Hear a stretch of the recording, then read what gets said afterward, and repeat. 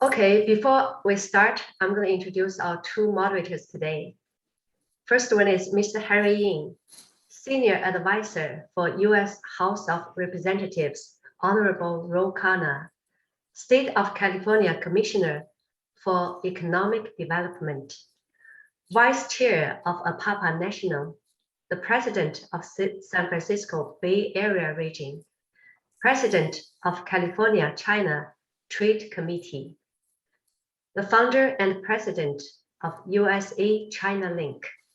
Harry was the chairman of Fremont Chamber of Commerce, and he was the assistant governor of Rotary International District 5170.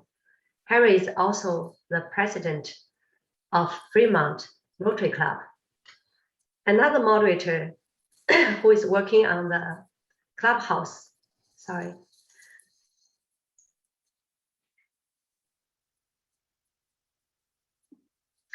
Another wonderful moderator is Mr. Hong Yue Fang.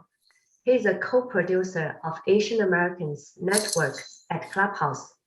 This club currently ranked #1 Asian Americans Club. Hong is a leadership development mentor and organizer of Mentoring Club, global team leadership consultant for Silicon Valley Alliance, and instructor in software project management and scaled agility for UCSC Silicon Valley Extension. Now I'm going to transfer the stage to our moderator, Mr. Harry Ying. Harry, the stage is yours. Go ahead. Thank you, Diana. Good evening, everyone. It is my true honor to be the moderator for today's program. For almost 2 years, the COVID-19 has brought the whole world the most chaos in our life. We're fortunate to be alive after close to 5 million people died as of yesterday. Even today, some offices, schools and factories, stores and shops are still locked down in many cities in almost every country.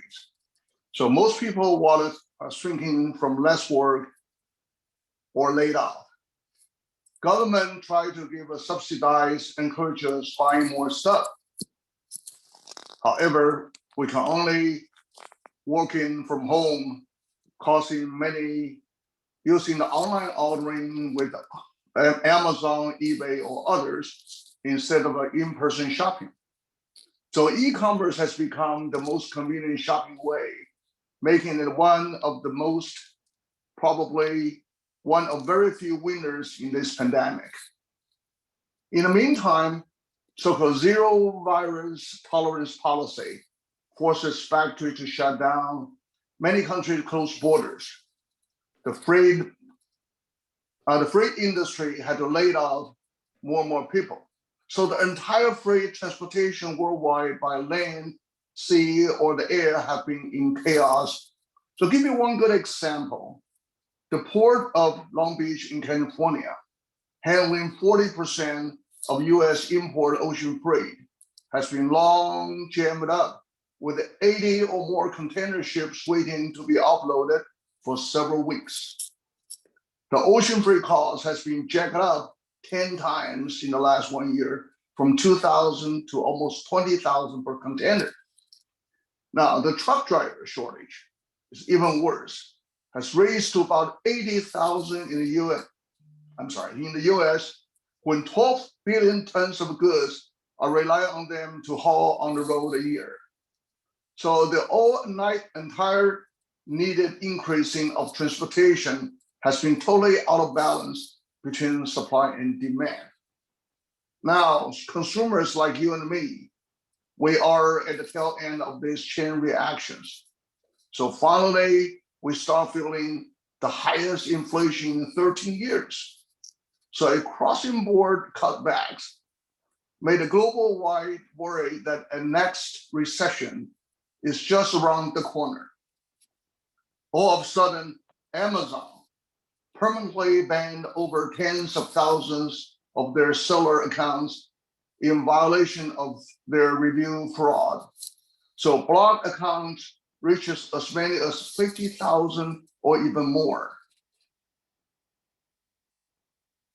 During this time, the 3.5 years long US and China trade war, now we can call it another Cold War, is nowhere near its end. So this whole series of global supply chain gridlock plus Amazon's sudden actions directly impact to almost all walks of life, from individuals to business, large or small, to all sorts of industries, to the national economy, to the international trading, particularly between US and China, which are the two largest trading partners in the world today. So after knowing how this chain reaction happened, we are eager to wonder if there may be any feasible solutions. Today, we are very fortunate to have 4 experts in this field, plus over hundreds of audience. I'm hoping today's program can be very informative and with ideas for solutions.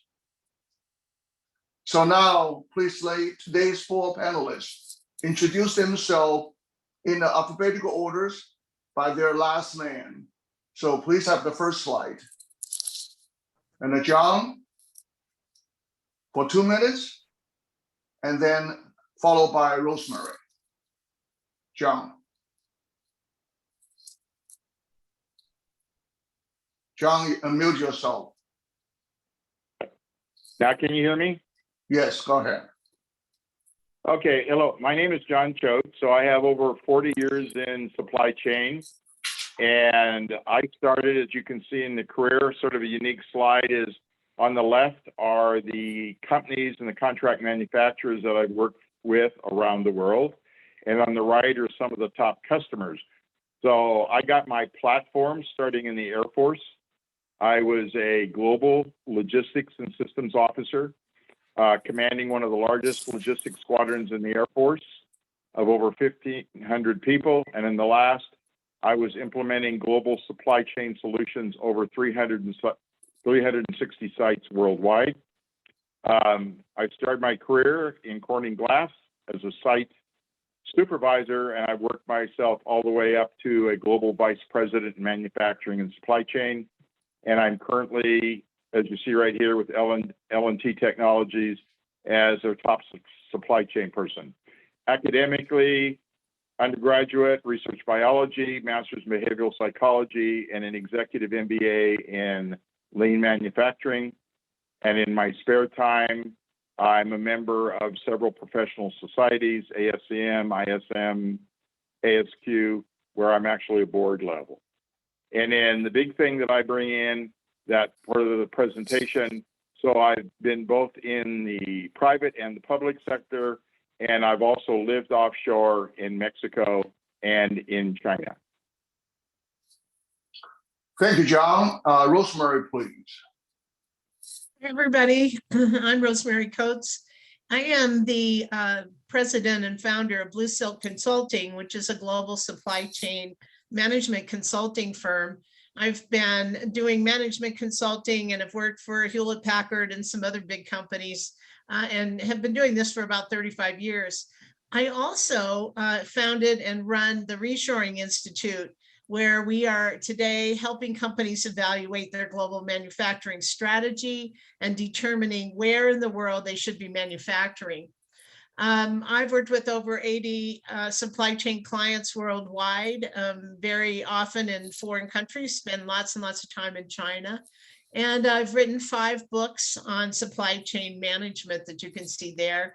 My background is in business and logistics, finance and operations management was the focus of my MBA. And there are the books along the bottom. I want to point to the one on the far right called Legal Blacksmith. I do a fairly significant amount of expert witness work where I get involved in global supply chain disputes.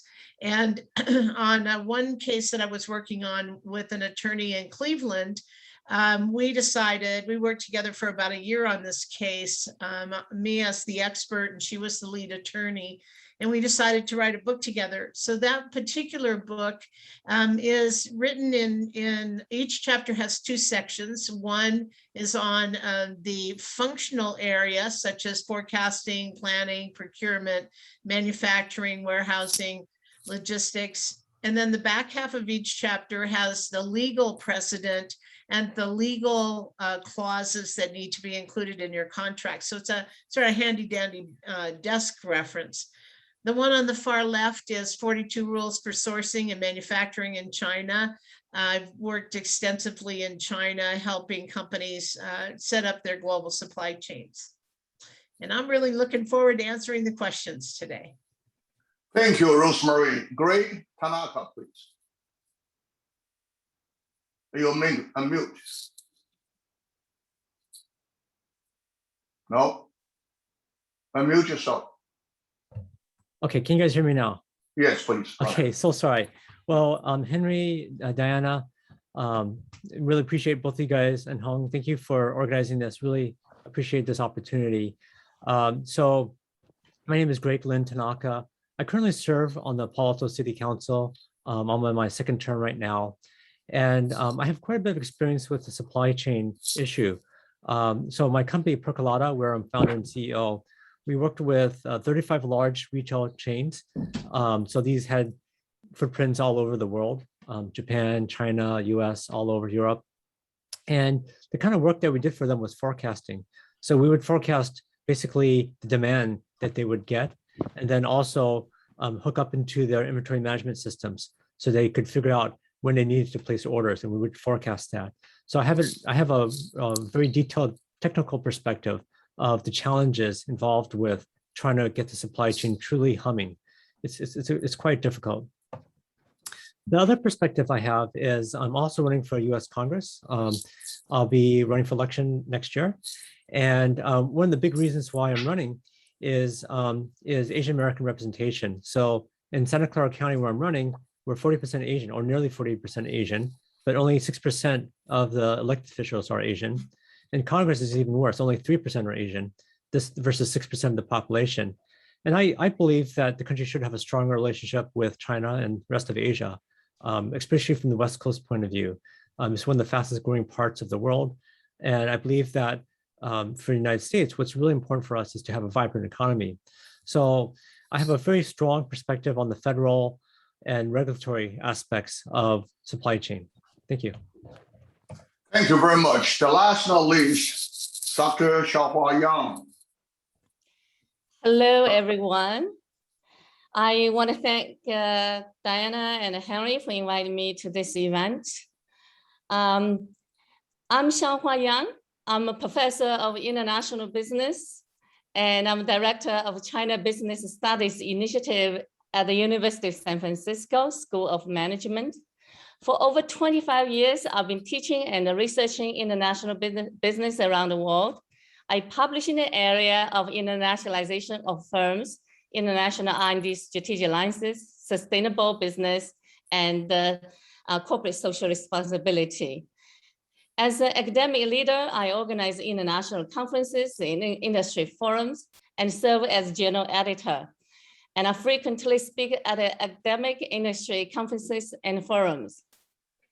I have been at the USF since 2009. USF is a 165 years old Jesuit university in San Francisco and one of the oldest universities in California. The school management will celebrate its centennial in about 3 years. One of the first business schools credited with the prestigious AACSB. I have been leading China Business Studies Initiative, the only research center focused on international business at the USF, for the last 8 years. CBSI is San Francisco Silicon Valley-based thought leader, knowledge hub, and relationship builder for businesses in the US, China, Asia, and the rest of the world. CBSI leverages the Jesuits' historical connection with China, Asia, and 500 years Jesuit tradition of linking global education with commerce. I am very honored to be part of this distinguished panel, and I look forward to discussion about all the topics, Amazon and the US-China relationship and the global supply chain topics. Thank you. Thank you again. Thank you so much to all the 4 panelists. It's definitely my honor to be part of the team. Now, I'd like to share with everyone today's panel discussion will be conducted in the following format. First, based on their personal preferences, 2 panelists will address the first 2 topics. Those are the global supply chain gridlock and Amazon case for 5 minutes each. A third panelist may comment for 2 minutes. Second, all 4 panelists will address the last topic, which is the impact to US-China trade for 4 minutes each. Unfortunately, I'm only given 60 minutes for this entire panel session. I'd like to offer final remark to all 4 panelists if time allows. For all audience and guests, please submit your written questions to Hong Fong in the chat box. We have prepared another 20 minutes for the Q&A. All right, now let's start with the first topic, global supply chain gridlock. Please upload the first slide.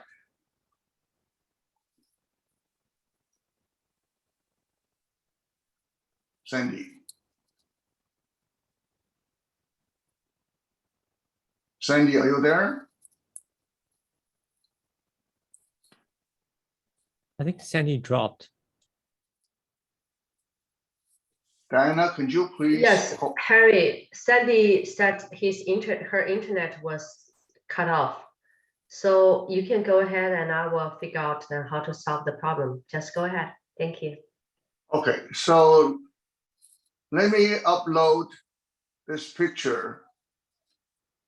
Now, I'd like to give you some ideas about the so-called global supply chain. Now, from this picture, you can see that now the light gray to the left shows from 1992 to roughly year 2000. The supply chain was in a so-called push manufacturing format. Manufacturers basically produce to stock in advance. Then near the year 2000, a little bit over, internet unlabeled manufacturing, making a huge change. Information replaced inventory. Both supply and the demand share the view of the same data. So global supply chain was able to be elevated to so-called the demand pool manufacturing. The dark gray you can see to the right. Now, at this time, the well-known terminology back to the early 2000s was called just in time, or JIT. Allow manufacturers to produce per order based on demand and the forecast. Thank you. So if you don't mind, let me move up another one. Sandy, can you upload the second slide?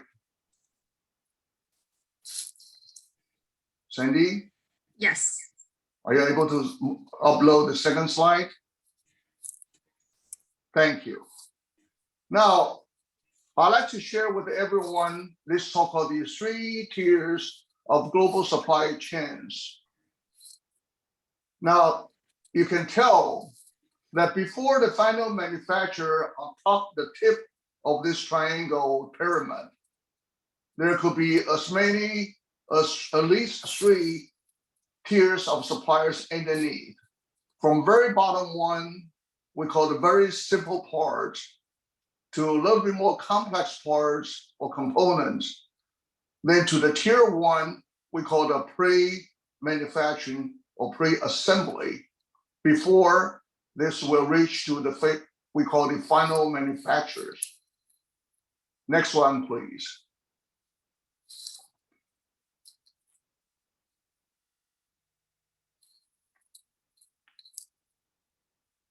Sandy? Harry, can you just share that by yourself right now? Because her internet is not so stable. Okay, now I'm coming here. Yeah, now she's back. Thank you. All right, so this one is very interesting diagram showing a typical Boeing 737 aircraft will rely on as many as 18 first-tier suppliers over 5 different countries or regions. Among those, many are very well-known world-class industries giants, such as General Electric, Spring, Mitsubishi, Fuji, Rolls-Royce, etc. The next slide, please. All right, this is the last slide. This was a study last year. It was a simulation-based analysis on the COVID-19 outbreak, predicting the impacts of epidemic outbreak on global supply chain. Now you can tell that whenever there's one single breakout in this entire chain, then obviously will make ripple effect to the rest of supply chain, no question about it. Now, okay. So based on my early illustrations, there could be 10 or more reasons causing these killing disruptions and the chopping up to this 20-year-long industry's proven systems. So what are companies changing in their global supply chain strategies in response to the pandemic? Should they move to India, to Mexico, or bring manufacture back to the US? Should they consider reshoring as an effective alternative? Or how would the Biden administration policy on supply chain will affect the economy? Now, please help me welcome the first 2 speakers for 5 minutes each. The first one, Rosemary, please. Okay, well, that was a very, very good overview, Henry, and gives us a context from which to start the discussion. And I appreciate that. Many supply chains, global supply chains, are extremely complex, with suppliers in tier 1, tier 2, tier 3, all the way back to mines and fields and so forth. There could be up to 10 or more layers of supply chain. And then other supply chains are more simple and involve only a buyer and seller, maybe in a foreign country. But with that context, we're all affected by what's happening with global supply chains. I want to go back to February 13th, 2020. I do a lot of public speaking, and on that day I was at Purdue University in Indiana speaking to a group of about 200 supply chain people. And by then I already knew that there was an issue, going to be a massive issue in global supply chains. Having many connections in China, I knew that there was already a problem shutting down factories, and that the global supply chains were going to be taxed and be tied up and be all kinds of issues with the supply chain in early January. By February 13th, the day I was at Purdue, it was very obvious that we were going to have a massive supply chain problem. And I stood on the stage and asked everybody to raise their hand if they had a plan in place to address what was happening with COVID-19. We didn't call it a pandemic at that point. And not one of the companies, not one of the 200 companies that were there had any sort of plan in place. They were all just saying, well, we'll just didn't take it very seriously, and that they would just go with the flow and see what happens. And I kept telling them, you need to plan now. It's going to be an issue. And I don't think they took me very seriously. So by a couple weeks later, it was pretty obvious we were indeed having a problem. I think the first issue with respect to supply chains was shutting down Wuhan. Wuhan is, of course, the Detroit of China. It's where automotive parts come from. And within the first week or so of shutting down Wuhan, the Hyundai factory in Korea had to shut down because they couldn't get parts. And it had a ripple effect from there all across the world. Then we saw air cargo shutting down. Now, I don't know if you're aware, but 50% of the world's air cargo flies in the belly of passenger aircraft. So when you get on a plane and you strap in, underneath you is cargo that's being shipped along with your luggage and the passengers on top. And as you may remember, all of those passenger flights were shut down into and out of China almost immediately in March. And therefore, there was no way to move cargo. 50% of the capacity was on those passenger aircraft. So that resulted in backups for FedEx, DHL, UPS, and other cargo aircraft that had long queues waiting to get a space on those aircraft. And some companies even chartered aircraft to go in and pick up supplies from China because of the shortage of cargo space. It also increased the price because the demand was so high. And then next we started shortages in sailings. So the steamship lines around the world, thinking that we were going to have a big depression as a result of the pandemic, stopped a lot of the cargo vessels from calling the major ports. And when that happened, all of a sudden we have fewer steamship lines, container steamships that could not sail or did not call the ports of call around the world. And that put another crimp into supply chain. Now, we all thought there was going to be a bad depression, there'd be no demand, and it wouldn't be a problem because there wasn't any demand. But just the opposite happened. Most of us sat at home and bought things off Amazon, and the demand, in fact, increased during this period. Global demand for products increased during this period. And as a result, we have a shortage of air cargo movement, steamship, ocean cargo movement, or steamship cargo movement. We have backups everywhere in the ports. We have ports shutting down. We have shortages of sailings. It is chaos and remains so today. 30 seconds. The other complicating factor is we have no industrial policy in America. And that surprised me when I first found that out. Americans believe in a market economy based on demand and don't want government's intervention as a general rule. But with the kind of shortages that we experienced during the pandemic, it's pretty obvious that now we do indeed need some kind of industrial policy. And the Biden administration, in the first couple of months of the administration, did a major supply chain study and came up with 4 areas where they're likely to support and create industrial policy for these 4 groups of commodities going forward. And those are semiconductors, rare earth elements, EV batteries, and pharmaceuticals. So I think we're going to see the development of an industrial policy at last in the United States. And with that, I'll rest for comments later. Thank you so much, Rosemary. And if we may have time later, I would appreciate if you can come with a more recommended solutions or other. Thank you. Next one, I would like to invite John Cho. Again, John, 5 minutes, please. Well, thank John. you, Henry. So for all of you, I have a little different perspective since I started in the military, and I was setting up one of the largest contract factories within our operation at All Places Minot Air Force Base, and I learned up what disruption or contingency planning was, because guess what I got? A train wreck. And I found out under the insurance rules, you have to write off the whole train, even though our product wasn't damaged. So from an early part of my career and then through the 10 years, contingency management disruptions on a global standpoint was part of sort of my makeup as I got ready for the private sector.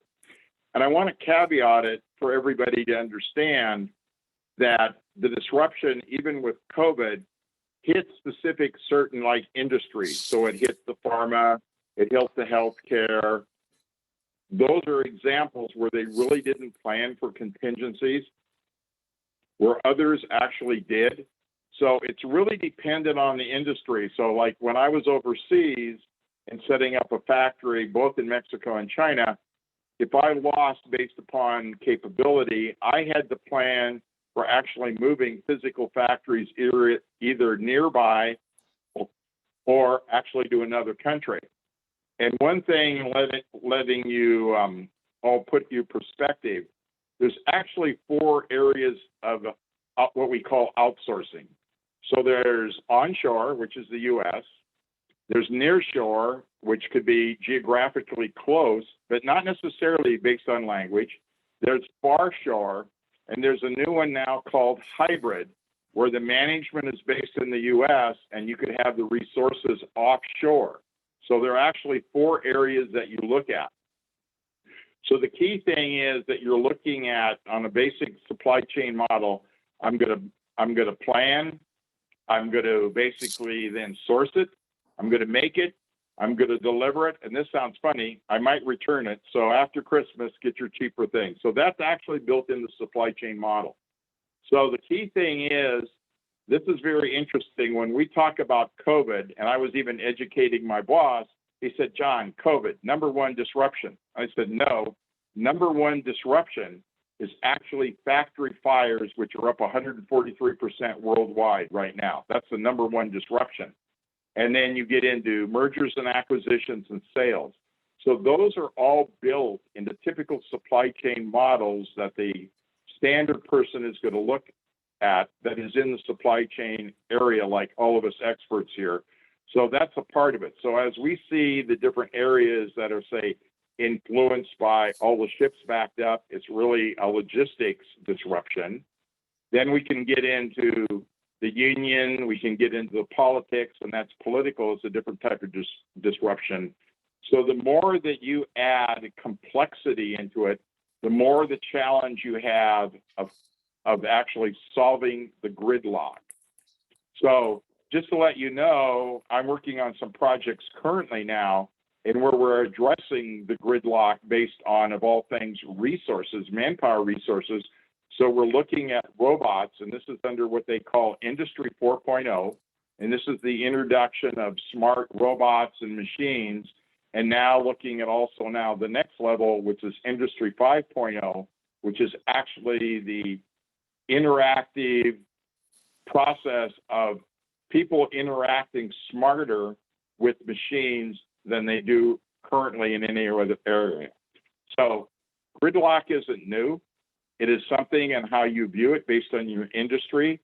And then I think you'll see that all of the experts here are actually solution providers, that they're going to think about what you're facing as an individual or a company, and then help with their expertise to build a solution that's going to help you in the market, in your productivity, and then overall lowering your costs. And then it's interesting, I'll share with you, I had an interesting situation. I had a cargo boat that was too slow. I diverted it, actually chartered a plane out of Japan, had it meet in another country, offloaded the country, and then brought it into the US to solve that problem. When I was in Mexico, I actually changed my cargo path from LA to Mexico. So all of those is where you think about creative solutions to help solve your gridlock. Thank you, John. Now, I'd like to request Greg and also Xiaohua, would you like to make any remark or comments on this topic for 2 minutes? Who would like to go first? Okay, if not, all right. Let's move on to the next one. Well, to the audience, we realize that it's almost impossible to cover any of this subject in only a few minutes, but this is only a good starting point. Therefore, we're hoping that this expert or others will be available for our future connection, network, or further discussions. Thank you for your understanding. Now, the next one, the second topic, is about Amazon's case. As of last year, the global e-commerce already reached to a record high of almost $200 billion a year with over 1 billion accounts. Among those, Amazon contributed over $30 billion sales a year. Over 40% of Amazon suppliers come from China.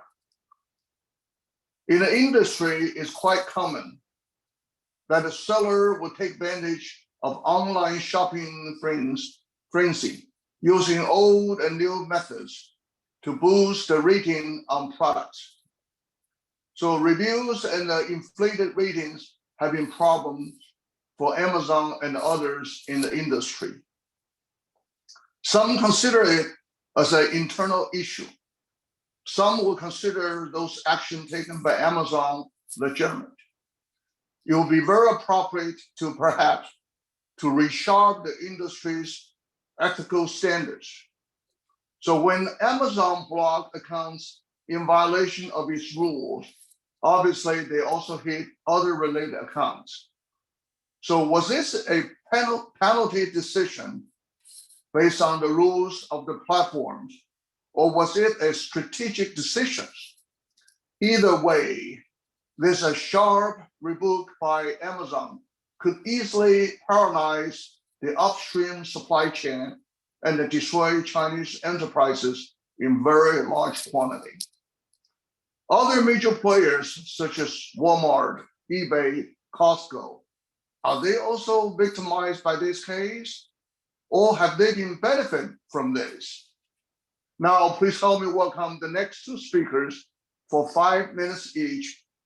First one, I'd like to invite Xiaohua Yang.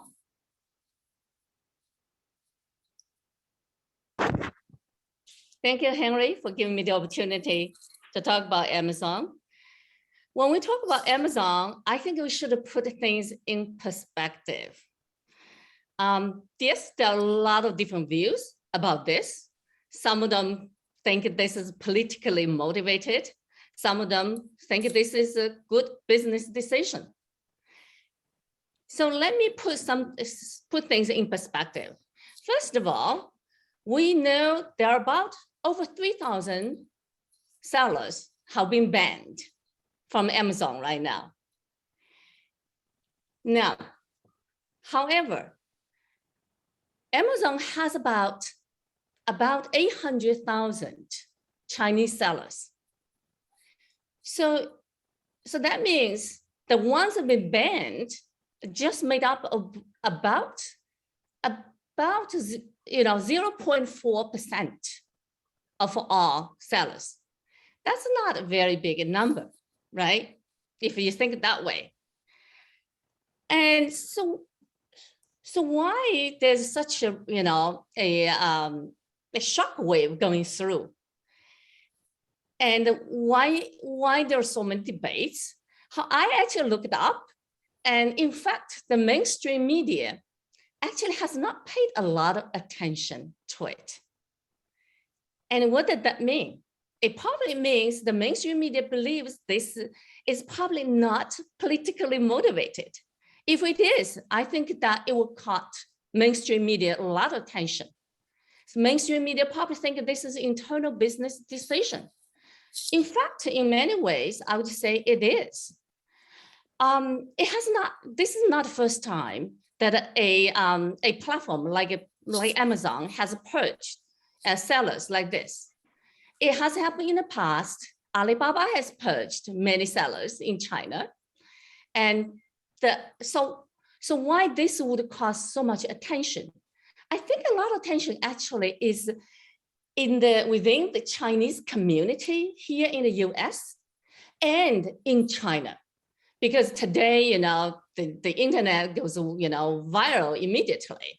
So the Chinese began to feel that this is politically motivated. And in fact, I taught a class today, international business class. I sort of took a little pulse among my students, and I discussed this with them, and I asked them, do they feel that this is politically motivated? About 30% think that is politically motivated. The rest of them did not think so. So I would say, if it's probably less politically motivated. However, the timing is pretty interesting. If it happens another time when there was no political tension, trade war between these two countries, it probably would not be viewed that way. However, because we are really in the midst of all the trade conflicts, and still we haven't really seen a lot of light in the tunnel yet. And so it can be easily viewed that way. And the other thing is, anytime you have anything to do with China, the magnitude, the volume is really is the issue. Yes, when we talk about 3,000 sellers, that's a big number. For any country, would be very big number. But for China, it is not. I already gave you the number, right? And the 75% of new sellers on Amazon right now are from China. So that means the number of Chinese sellers is still increasing, even though the 3,000, about 3,000 plus have been purged from Amazon. So I personally would not think that it's really it's like a Jeff Bezos had a conversation with President Biden and say, look, I'm going to help you with your negotiation position by purging these Chinese sellers who just did something which is abnormal. And I do think this is actually should be viewed seriously. The reason is, there could be a ripple effect if we don't stop these sellers from conducting, unethical business. I think it's on the borderline unethical. I know that there are many seller vendors doing this, but it still doesn't make it right. I actually have seen those cards, little cards put it in a package. Put it in a package and give all these, incentives. If you buy, it will tell you, what you will get if you do this, contact us directly, so that you can feature, you buy directly from us instead of from Amazon. And so of course, if 20 seconds. Okay, if you don't follow the rules of the game, I think that Amazon has the right to do what it makes sense to them. So in a nutshell, I think that the both sides should not take this politically.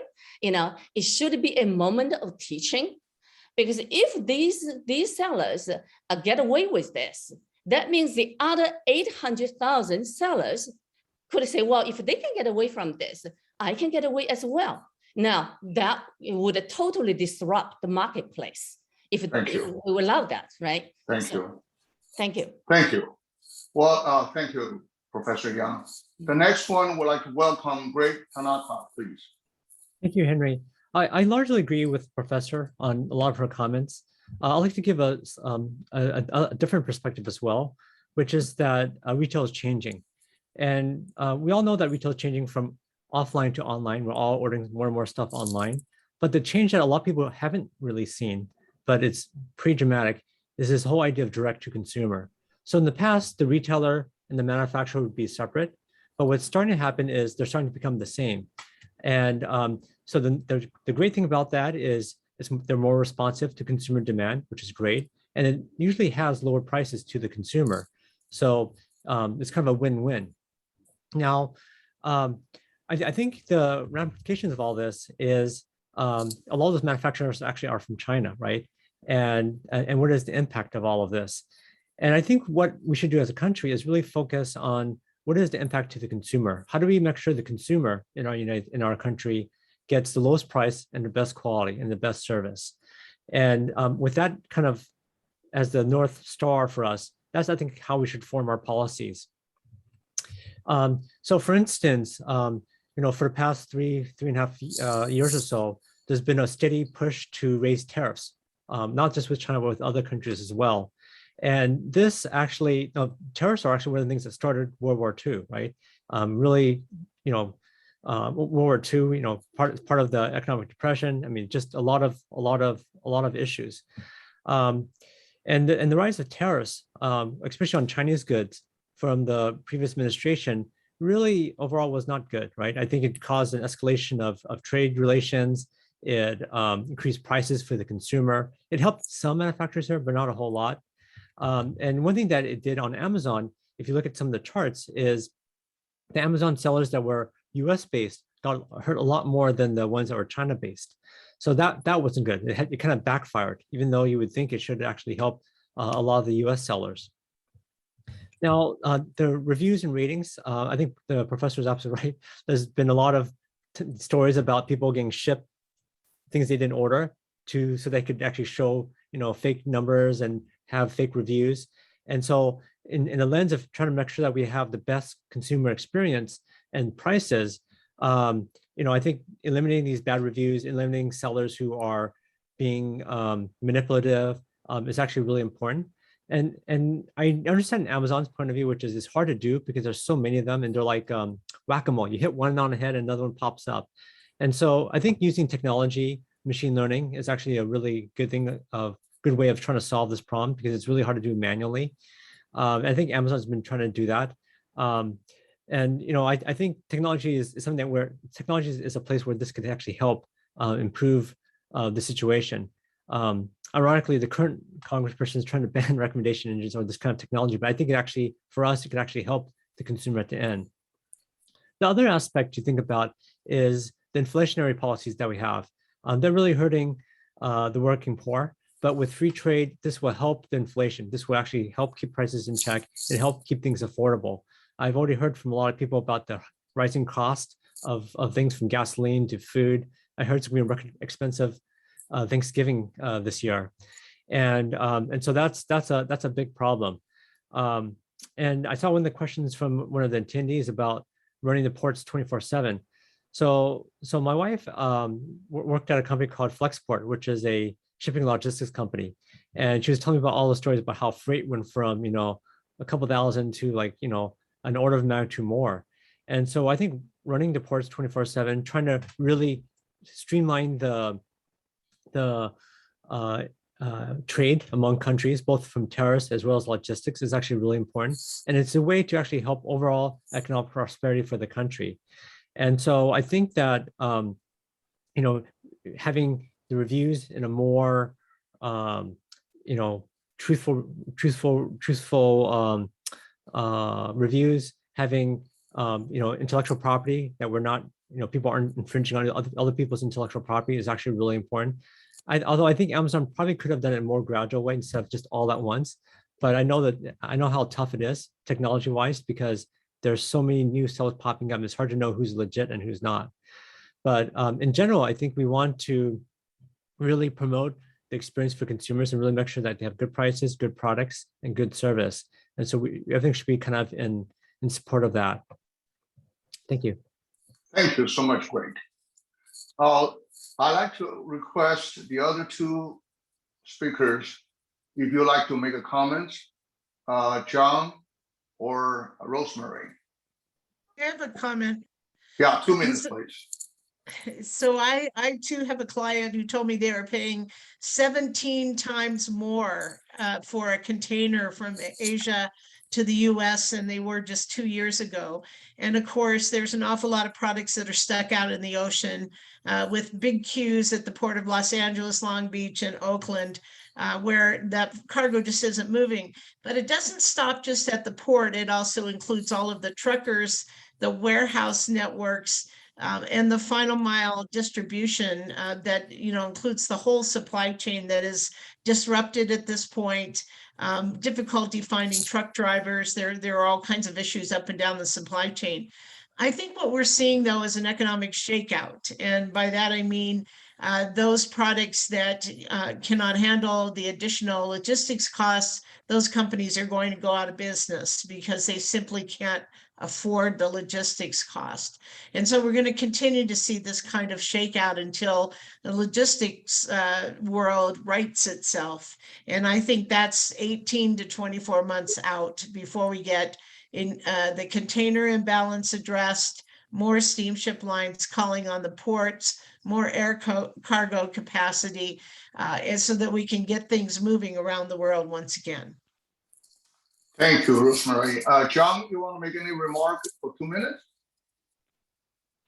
Yeah, John? I'll make a comment from a different perspective. So when I was in China and I was exporting to the US, I actually had to forecast 2 years in advance of my cargo and the freight that I had to do and the containers. So that model hasn't changed in decades. So the problem is you have a limited capacity, and then when you increase the demand, then it's like, where are you going to get the containers? So for most people in perspective, if you don't have ships on the water in July, your chances of getting anything into the US just on a continuous supply standpoint are going to be very limited. So this is not a new problem. And by the way, Asia was actually led the effort in upgrading all of their ports along all of the Asian corridor to support the influx into the US. The US didn't really upgrade it. So now with all of the disruptions we're going through, you're seeing a significant one. And as Professor said and Greg said, all of a sudden now you have multi-disruptions going on, and it's more complex. So you're looking at leadership and what is the prioritization that you're going to do to end this. And people ask, how long is it going to take? It could take 6 months. It could take a year. It could take a couple years. So that gives you perspective of what's going on from somebody actually importing to the U.S. Thank you, John.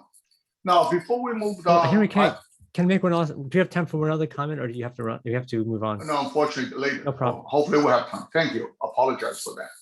Before we move on to the last topic, I'd like to request all 4 panelists, please leave your contact information in the WeChat box so that audience will be able to contact you for their further question or inquiries. Thank you so much for your cooperation. Now we are moving to the last topic, the US-China trade war. Now that began in early year 2018, that was 3.5 years ago. The average US tariff on imports from China remained elevated at 19.3%. These tariffs are more than 6 times higher than before the trade war began, and covering 67% of Chinese export to the US. So as if the Amazon purge wasn't enough, the US is imposing high import dues from China, leaving our community curious about this impending impact on what is already a tense trade relations. So how should future negotiation be anyhow smoother given today's global supply chain gridlock and Amazon's purge of China suppliers? Or would there be any other long-term alternative solution to ease this Cold War? Now I'd like to invite all 4 panelists in the order I will offer in seconds. Now, please keep in mind, everyone only has 3 minutes because we already run out of time. First one, John Cho, please, followed by Greg. Well, I think one of the interesting things, and I'll share with you, when I was in China, I was at a dinner one night, and I got asked point blank, do you believe that we should invade Taiwan? Now, it was quite an interesting question to me, and my answer was, it's not about the means you're doing, it's about the culture and becoming a unity in a circle again. And everybody was satisfied with that. So conflict has been there. We get too caught up in the politics in that, and we have to focus on what is the demand and supply. And here's an interesting one for everybody. The number 1 country for revenue is not China, it's actually India. So it depends on what you're doing. So conflict has been there. It's always going to be in there. And it depends a lot on the leadership that we're exercising in the US and the policies and the relationship we have with counter trade with China as well as any other country.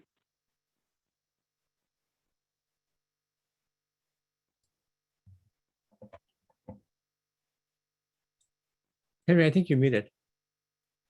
Yeah, Henry, you're muted. I'm sorry. Great, please. Sure. Thank you. I think for us, it's really important to be good partners with China. They have the world's largest population. They're the second largest economy, and they might be there on their way to become the first largest economy. And if we have a strong economic partnerships, strong trade between the countries, there's less chance of a war, whether it's warm or cold. And so I think that's something for us that's something for us to think about. It's actually very important. They're also large manufacturers for us. So I think those are all kind of big factors. I think what we should shoot for is economic efficiency and vibrancy. As I mentioned earlier, I think free trade is the way to go. I think what we did the past 3.5 years under the previous administration wasn't the right direction. Even the current congressperson from my area, she's pushed for tariffs on medicines into our country, which probably is not the right thing to do either. If we look at command and control type economies, authoritarian type of economies versus market-based or capitalistic economies always have done better. Planned economies tend not to do so well. It's really hard to plan for all of that. I've been in the semiconductor industry for many years, and I could tell you a lot about the semiconductor shortage that we've been having and how it kind of permeates everything. Almost everything now has some sort of semiconductor in it. And I had an office in Shenzhen for many years as part of my company. And so I have a somewhat of an inside view of China. And I can tell you, China, a lot of their leaders actually have very strong technical backgrounds, and they have the will and resources to try to become number one.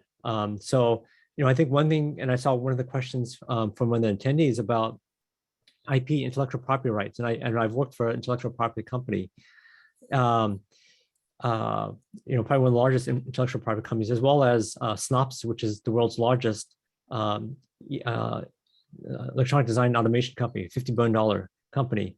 I remember once going to China, and I visited Huawei, and they were at that time one of the largest chip designers in China. And they had something like 50 design seats for chip design software at the time, which was ridiculous because they had at least 2,000 or more, maybe 5,000 people designing chips there. And so it kind of shows you the IP issues at that time. It's gotten a lot better, and I think it's got a lot better because China actually has a lot of their own design now, and there's a lot more for them to protect. But I think it's important that we do protect our IP, and that we insist that China protects it as well. We want to make sure it's reciprocal. It's very important. I think in regards to Taiwan, it's a very strategic country, right? A lot of the TSMC, the largest semiconductor manufacturer in the world, is based there. It's really important that they remain independent, that they remain good allies with our country. It's great to see TSMC actually putting manufacturing plants in the United States. I think that's important. It's good to fail safe. But I think the thing that we have to really think about is how do we stay number one? For the past since World War II, we've been the world leader. And one reason why we've been the world leader is because we've been a country of immigrants. We've been very open to immigrants. But I can tell you, like my company, we've hired people from Stanford, Berkeley with PhDs, and some of them had to go back to China and India. What we should be doing is especially with people with advanced degrees, we should almost insist that they stay here, not push them out. And so that was also kind of a wrong-headed move in terms of our immigration policy. We want the best, brightest, most ambitious, hardworking people in our country. I think that's really important. And I don't know if certainly the previous administration, but even the current administration, I don't think has been as cognizant of that. I think the other thing that we should be thinking about is the U.S. dollar has been the world currency, so to speak. Oil is denominated in dollars, the whole petrodollar thing.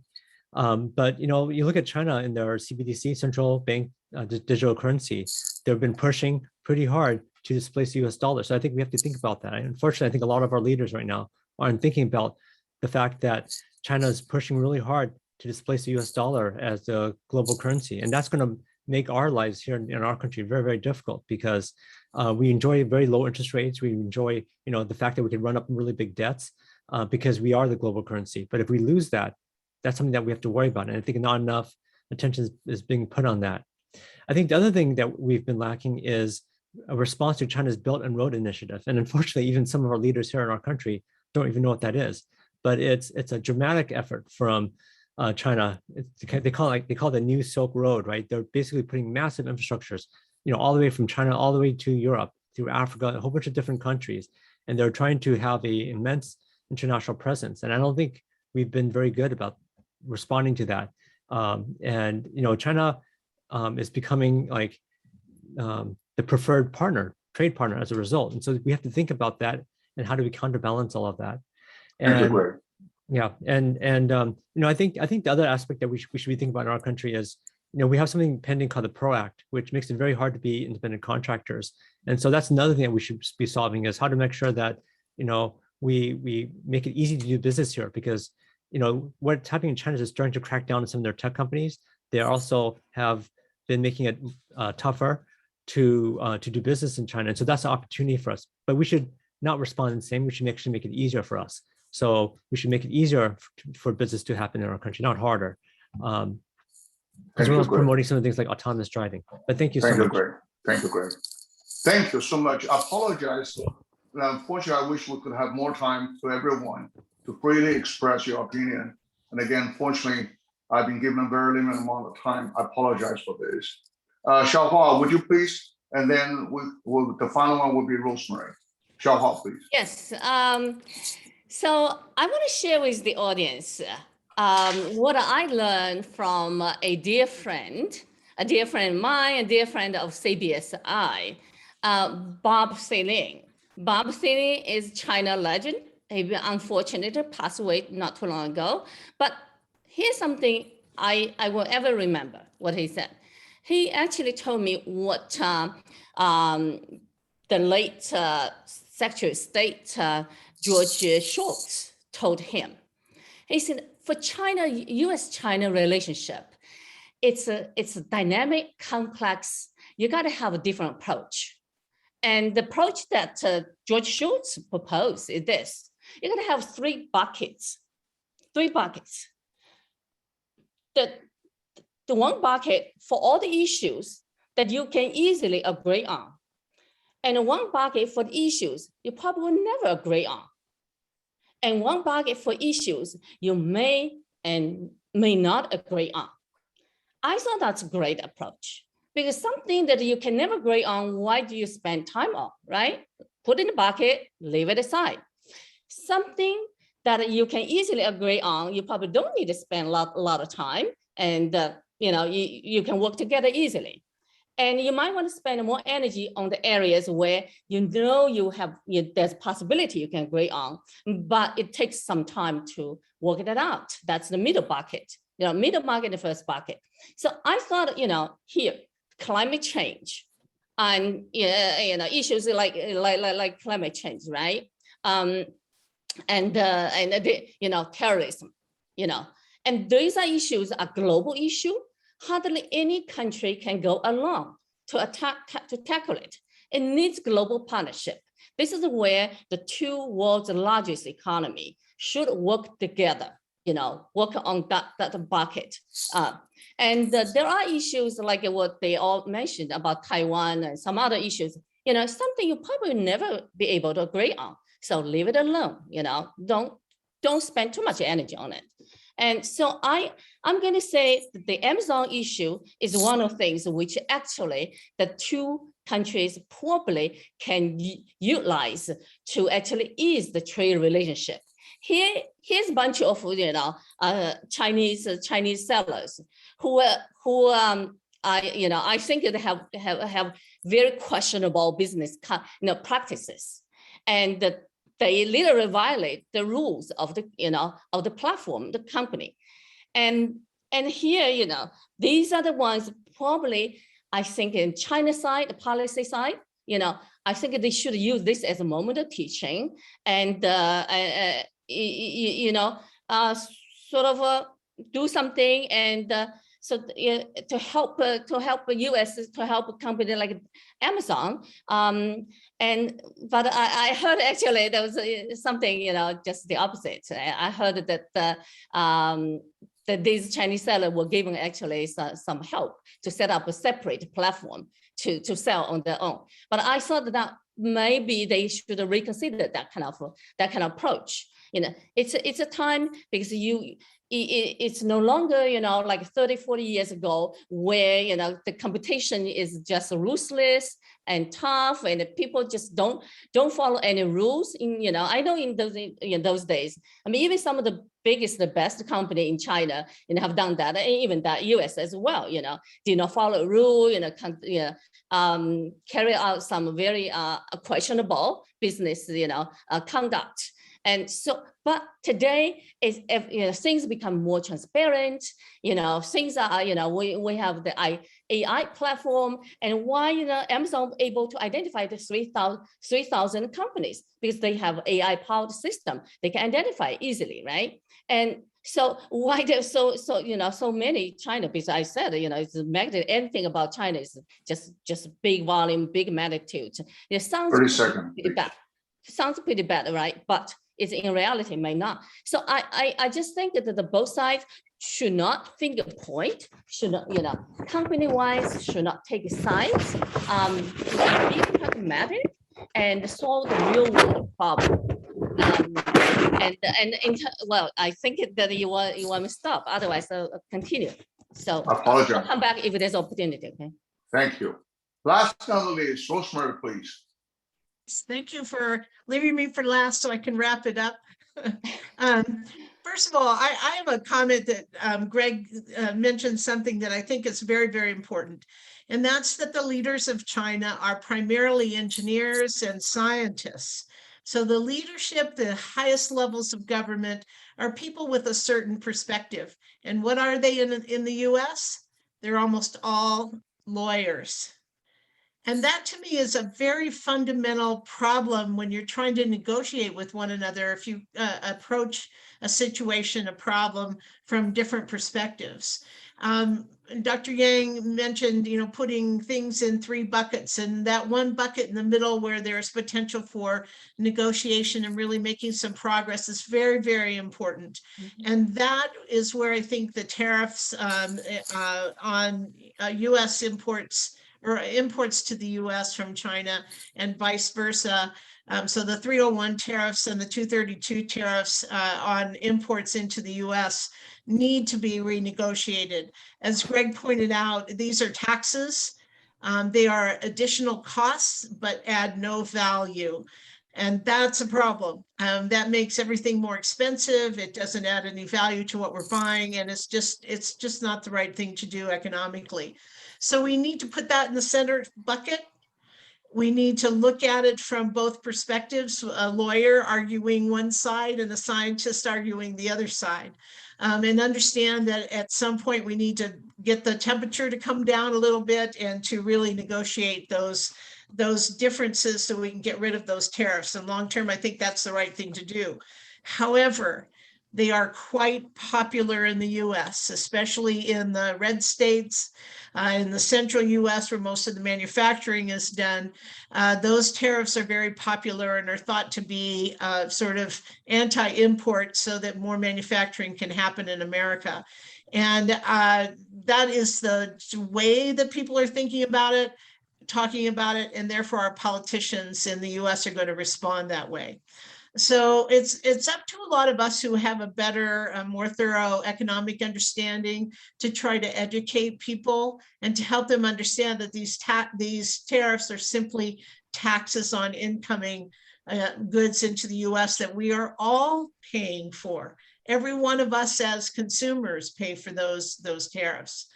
So that's one thing. The US-China trade issues, I think taking down the temperature after the Trump administration really ignited the fire is important, and that will come down little by little, I think, over time. Catherine Tai, our new US trade representative, is well educated and experienced and level-headed, and hopefully that will help calm things down as we go forward.